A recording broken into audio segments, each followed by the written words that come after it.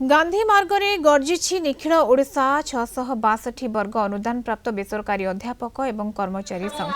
4 दफा दाबी नहीं संघर आज 2 दिन धारणा सरकार दाबी पूरण संपर्क में सठिक निष्पत्ति न नेले आगामी दिन में आंदोलन को अधिक व्यापक करा जिवो बोली संघ चेतावनी देछि। समस्त पेंशन सह चाकरी शर्तावली प्रदान करबा अवसर बयस सीमा 60 वर्षରୁ 62 वर्ष को वृद्धि करबा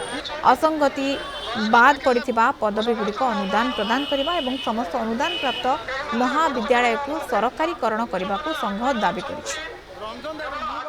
1500 कॉलेज जो माने पिला पैसा रे कॉलेज भरण पोषण हुए ईपीएफ दिया जाए एवं गेस्ट फैकल्टी को दरमा दिया जाए समस्त कार्यक्रम करा जाए ताकू राज्य सरकार बंद करदेले कहले कौन ना आम से टंका फेरेबू एसओपी आसला बेले एडमिशन 2 मास पर से 10% फेरेबे एडमिशन सरू सरू पाखापाखि नवेम्बर मास हम तो बर्तमान जुलाई नवेम्बर लोकटे पढ़ेब केमिति ईपीएफ दिज्व केमिति आ जो 10% देवे ता समुद्र को संखे पानी तेणु आम डिमांड करूँ जे जो टंका आमर बजेट जाइए साम्स जाइए से सब टंका को से एककालीन फेरई दिंतु एवं समस्त को पेंशन दिंतु चाकरी शर्तावली दिंतु अवसर बयस 62 वर्ष करूँ एवं जो मैंने दरमा पाई ना से दरमार अंतर्भुक्त करा ये दाबी धरी आज आम 2 दिन आंदोलन आसू